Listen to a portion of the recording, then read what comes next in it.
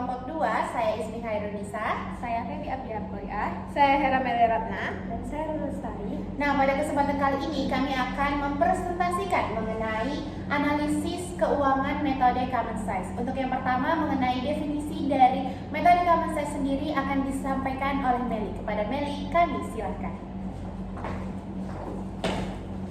Yang pertama itu mengenai analisis common size itu apa sih? Nah, analisis common size ini merupakan suatu metode perhitungan dengan menggunakan perbandingan antara pos-pos setiap pos yang ada pada neraca dan laporan laba rugi. Nah, jika dalam laporan laba rugi itu menggunakan perhitungan total penjualan bersih, sedangkan untuk neraca itu menggunakan perhitungan kekayaan. Nah, analisis common size ini biasanya juga disebut dengan analisis vertikal. Menurut Sawir, analisis vertikal ini merupakan analisis yang dilakukan dengan jalan menghitung proporsi pos-pos dalam neraca dengan suatu jumlah tertentu. Laporan keuangan common size ini biasanya disajikan masing-masing posnya dalam satuan persen atas dasar total kelompoknya. Nah, kenapa disebut analisis vertikal? Karena dalam prosedur analisis common size itu dievaluasi akun-akunnya itu dari atas ke bawah atau dari bawah ke atas. Laporan laba rugi common size dapat memberikan perspektif yang lebih baik untuk mengevaluasi upaya pemangkasan biaya.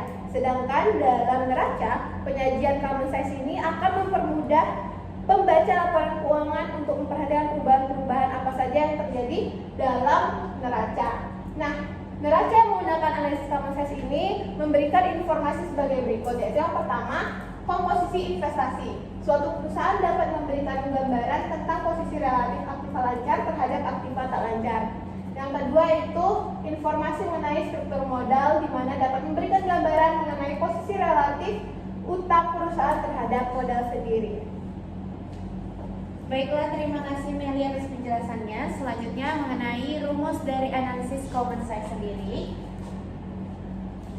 Nah, jadi teman-teman juga bisa lihat di layar ya. Menurut Harahap pada tahun 2016, metode untuk mengubah jumlah-jumlah rupiah dalam suatu laporan keuangan menjadi persentase-persentase yang dapat dilakukan sebagai berikut. Yang pertama, nyatakan total aktiva, total pasiva, dan serta total penjualan neto masing-masing dengan 100%.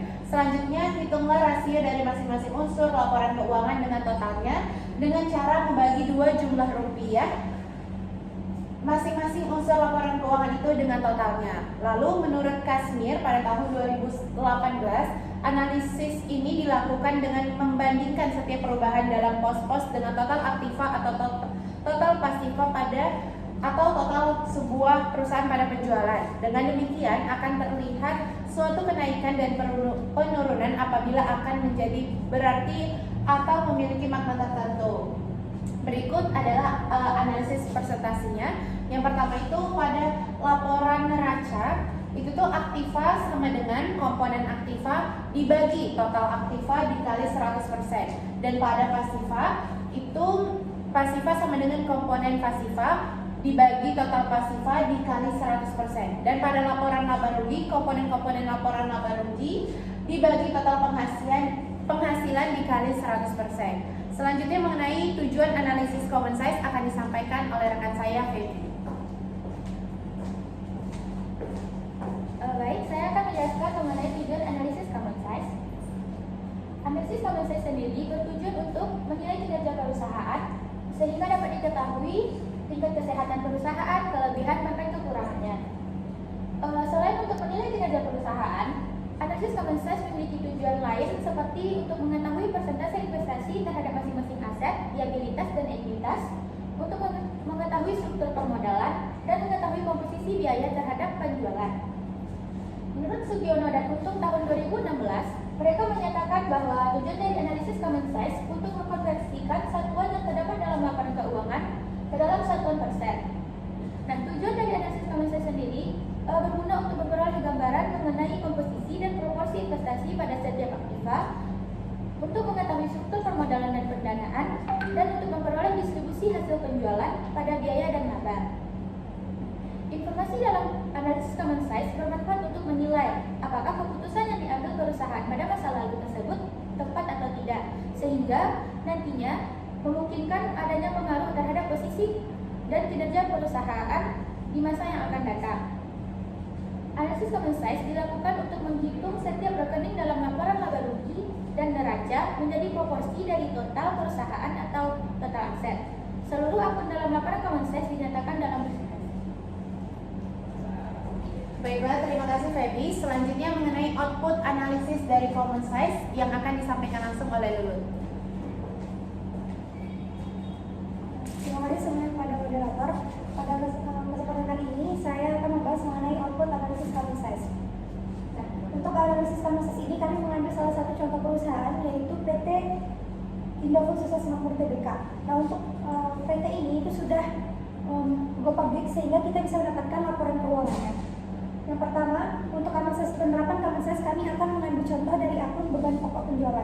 Common size itu mempresentasikan kinerja keuangan dalam bentuk presentasi dengan memperhitungkan total dari komponen yang bersangkutan dibagi dengan total aktiva ataupun total laba atau penghasilan dan penjualannya dengan dikali 100%. Untuk yang pertama, di tahun 2018 itu bisa kita lihat pada tampilan beban pokok penjualannya adalah 53.182.723. Nah, untuk rumusnya itu dibagi dengan penjualan nettonya 73.394.728 dikali 100%, maka akan didapatkan persentasenya 72,46%. Untuk 2019 dengan perhitungan yang sama dengan nominal yang tertera, maka akan didapatkan persentase 70,34. Untuk 2020 dengan perhitungan yang sama dengan membagi beban pokok penjualan dengan penjualan nettonya dikali 100% akan mendapatkan persentase 67,27%. Dan 2021 juga demikian akan mendapatkan persentase 67,32%. Dan di 2022 dengan rumus yang sama akan mendapatkan persentase 69,35%.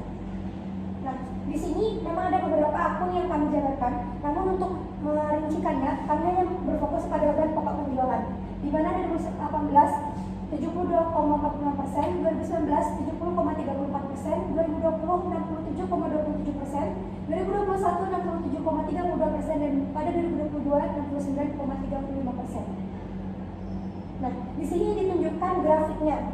Dari 2018 ke 2019 itu ada penurunan. 2020 ke 2021 itu ada kenaikan tapi stabil 67%, dan di 2022 bisa mengalami kenaikan lagi. Dari 2019 ke 2020 itu ada penurunan yang sangat drastis. Nah, interpretasinya ada di slide. Jadi berdasarkan analisis common size yang rumusnya sudah tertera tadi, dapat kita interpretasikan kondisi keuangannya, di mana pada tahun beban pokok penjualan itu dari tahun 2018 sampai 2020 tadi itu mengalami penurunan karena dari 72, sekian sampai dengan 70, dan di 2020 nya itu di 60. Boleh pesan sebelumnya. Nah, dari yang 2018 72 sampai dengan 2020 itu 67 mengalami penurunan. Di 2019 juga mengalami penurunan sebanyak 2%. Namun dari 2020 ke 2022 itu mengalami peningkatan. Di sini dijelaskan juga peningkatan dari 20 ke 2021 itu tidak terlalu banyak, dari 67,27% ke 67,32%. Mengindikasikan apa? Mengindikasikan bahwa perusahaan hampir berhasil untuk mempertahankan jumlah beban pokok agar tidak terlalu tinggi dan tidak meningkat. Nah, namun pada 2022 itu perusahaan gagal untuk meminimalisir atau menekan dari beban pokok penjualannya, sehingga mengalami peningkatan 2% menjadi 69,35%. Namun memang peningkatan ini tidak material, sehingga tidak terlalu mempengaruhi laba usaha. Namun tetap harus kita perhatikan bahwa setiap peningkatan persentase akan tetap mempengaruhi laba atau rugi dari perusahaan. Nah, laba kotor dari 2018 sampai 2020 mengalami peningkatan. Sedangkan di tahun 2021 sampai 2022 laba kotor perusahaan terus mengalami penurunan, walaupun tidak terlalu signifikan atau material. Sekian tentang outputnya, dipersilakan ke moderator. Baiklah, terima kasih Lulut atas penjelasan terkait outputnya. Jadi dapat kita simpulkan bahwa analisis common size itu merupakan angka-angka yang ada dalam neraca atau laporan laba rugi menjadi persentase berdasarkan dasar tertentu. Dan tujuan dari analisis ini adalah untuk memperoleh gambaran tentang komposisi dan proporsi investasi pada setiap jenis aktiva, struktur modal dan pendanaan, dan distribusi hasil penjualan pada biaya dan laba. Common size ini juga bermanfaat untuk melakukan perbandingan kinerja keuangan antara perusahaan, karena laporan keuangan beberapa perusahaan dapat diubah dalam bentuk common size formal. Dan dari hasil analisis tersebut dapat diketahui bahwa persentase kelemahan dan yang dimiliki sebuah perusahaan hingga pihak-pihak yang berkepentingan dengan perusahaan dapat menggunakannya sebagai pertimbangan dalam pengambilan keputusan. Investasi dan analisis laporan keuangan perusahaan sangat penting bagi pihak-pihak yang berkepentingan dengan perusahaan memiliki kepentingan mereka masing-masing berbeda dan memiliki tujuan perusahaan masing-masing. Mungkin sekian presentasi dari kami teman-teman semuanya. Mohon maaf apabila ada kesalahan. Terakhir, kesepian tanpa kekasih. Cukup sekian dan terima kasih. Wassalamualaikum warahmatullahi